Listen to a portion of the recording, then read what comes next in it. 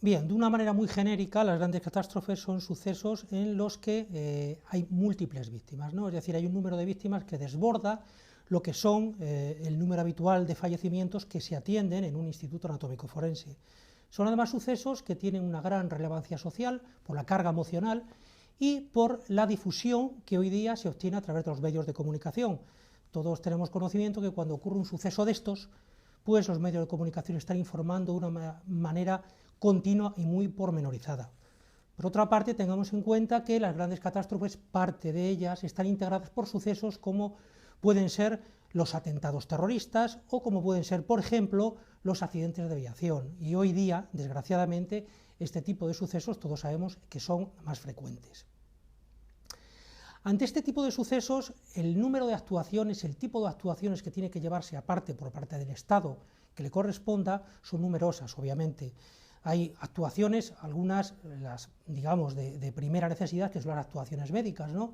En una gran catástrofe es obvio que tienen que estar dispuestos y preparados todos aquellos servicios médicos para dar atención a las personas que han sido víctimas, pero que no han fallecido, y también para dar atención a los familiares, ¿no? Por el impacto emocional que un suceso de estos supone.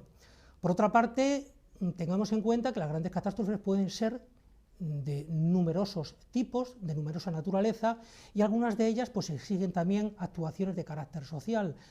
Atender a las personas, a los supervivientes, proporcionarles en algunas ocasiones, cuando son sucesos que abarcan grandes extensiones y con múltiples víctimas, a los supervivientes proporcionarles todo tipo de medios, como puede ser la alimentación, puede ser el cobijo, puede ser la atención preventiva ante enfermedades, y por supuesto, además, una de las actuaciones, que es de las que más nos interesa a nosotros para la medicina forense, son las actuaciones de carácter judicial y policial. Ante una gran catástrofe hay que hacer un estudio de las víctimas y hay también que hacer un estudio del caso, conocer las consecuencias, conocer todos los pormenores. Ahí es una serie de medidas que, dirigidas por un juzgado, se dirigen de una manera judicial por las autoridades pertinentes y que tiene una vertiente que es el estudio de la víctima, que es el que le corresponde a la medicina forense.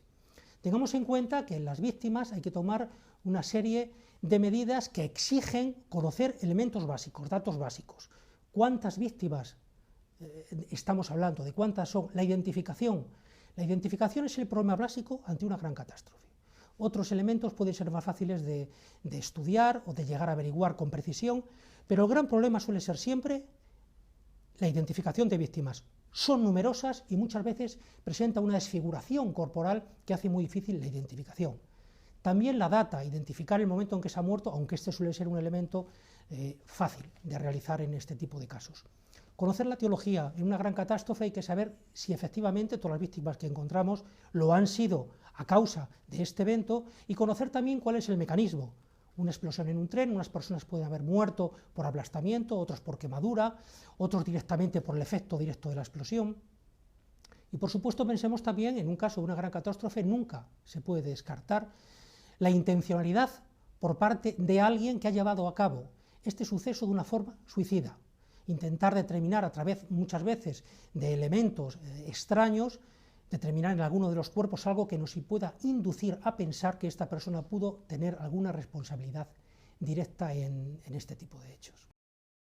Este tipo de sucesos, que ocurren obviamente de una manera inesperada y obviamente desbordando lo que son las capacidades habituales de respuesta sanitarias y policiales de un país, estos casos exigen tener todo de una manera protocolizada, de una manera estandarizada, rigurosa. El no tener previsto todo tipo de medidas que pueden llevarse a cabo, sin duda puede llegar a cometer grandes errores y acarrear aún más sufrimiento a los familiares de las víctimas. Cuando hablamos del tipo de previsiones que hay que tomar, son de todo índole, y desde el punto de vista de la medicina legal hay que tener muy claro el sitio donde se van a realizar estos estudios, dónde se van a trasladar los cuerpos, qué tipo de estudios se van a hacer, quiénes los van a practicar, en el caso de realizarse pruebas complementarias, qué laboratorios serán los responsables, y por supuesto otros elementos que pueden parecer secundarios, quiénes se van a encargar del traslado, se dispone de furgones o de ambulancias suficientes, el lugar donde se va a llevar a su estudio tendrá una disposición suficiente de luz, de comunicaciones, de estar relativamente independiente para evitar la intrusión de extraños, todos estos elementos hay que tenerlos muy en cuenta y hay que tenerlos previstos. Es algo indispensable. Bien, en España, para ello, contamos desde el año 2003 con un protocolo que de forma específica regula cuál será el comportamiento, cuáles serán las actuaciones tanto de los médicos forenses como de la policía científica. No es que antes de 2003 no existiese otros protocolos, sí los había, pero eran generalmente protocolos que se habían desarrollado a partir de otros países en algunas comunidades autónomas. Por ejemplo, podemos citar la valenciana. Existían, por tanto, algunos protocolos, pero se generaliza en el Estado con la publicación de este al que nos referimos. En este protocolo viene, de una manera pormenorizada, regulado cuál será el comportamiento y la actuación que tienen que llevar a cabo médicos forenses y policías. Desde el momento del levantamiento, es decir, desde el momento en que hay que acudir al lugar donde ha ocurrido el suceso, al lugar de los hechos que denominamos, ¿qué es lo que hay que hacer allí? Hay que fotografiar, de qué manera hay que registrar en qué posición ocupa cada cuerpo, cada segmento o cada objeto importante, hacer cuando procede una inspección en el mismo lugar ya sobre el cadáver, confirmar por supuesto la muerte, hasta el estudio que se ha de realizar posteriormente a donde se trasladen los cuerpos. Desde que existe este protocolo, se regulariza que el traslado y los estudios de estos cuerpos víctimas de grandes catástrofes preferiblemente se realicen en los institutos de medicina legal. No obstante, evidentemente, cuando el número de víctimas sobrepase la capacidad de que dispone un instituto de medicina legal, podrán habilitarse otros centros. Tengamos en cuenta, por ejemplo, el reciente caso en Galicia. En Galicia, el accidente desgraciado de tren que hubo con un número muy elevado de víctimas, pues se trasladaron y se hizo parte de los estudios en diferentes hospitales, ¿no? O aquí en Madrid, cómo se improvisó, en el caso del atentado terrorista de los trenes en la calle Atocha, como hubo que improvisar un pabellón al IFEMA, un pabellón por lo demás que dio todas las necesidades, proporcionó todas las necesidades que eran indispensables sin lugar a duda, y que por supuesto no habría permitido llevarse a cabo en una instalación como el Instituto Anatómico Forense de Madrid, que no tiene esa capacidad para esa cantidad de víctimas como hubo. Bien, se protocoliza todo, se protocoliza cuál será el papel de cada uno, tanto de médicos forenses como de policía científica, se protocoliza exactamente qué tipo de estudios habrá que llevar, qué tipo de formularios hay que realizar, cómo son los diferentes pasos desde que ingresa el cuerpo hasta que se da todos los datos al juez para que autorice o no el traslado o la retirada del mismo, hasta aquellos laboratorios en los que se realizará todas y cada una de las pruebas. La antropología forense no deja de ser una parte de la medicina forense, sin duda, siempre ha sido así y parece lógico que siempre lo constituya siendo. La medicina forense tiene que dar respuesta a una serie de datos.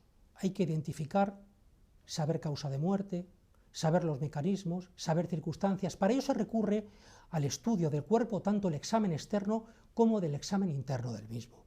Y se recurre, cuando es preciso, a pruebas complementarias. Por supuesto, estamos refiriéndonos a ADN y, por supuesto, nos estamos refiriendo a los estudios de huellas dactilares. En ocasiones, los cuerpos están suficientemente conservados y, cuando un suceso ocurre en un país como España, que disponemos de un registro adecuado de huellas dactilares, las identificaciones pueden ser rápidas y fáciles en muchos cuerpos. La actuación concreta de la antropología forense va a venir condicionada por el estado, por las condiciones de esa gran catástrofe.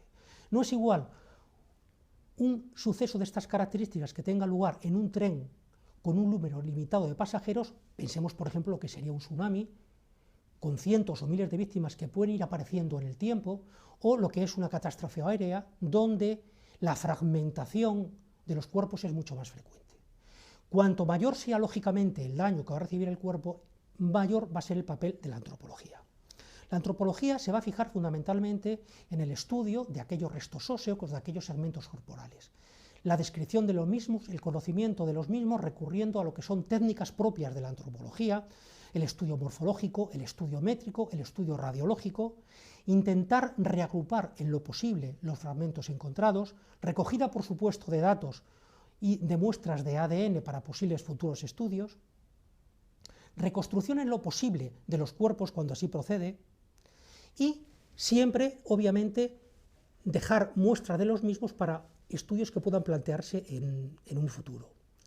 Tengamos en cuenta que muchas veces los cuerpos que se encuentran fragmentados es imposible a través de mínimos segmentos de cuerpo averiguar gran cosa. Muchas veces simplemente la descripción de los mismos y la guarda de los mismos para intentar asignarlos posteriormente a algún cuerpo.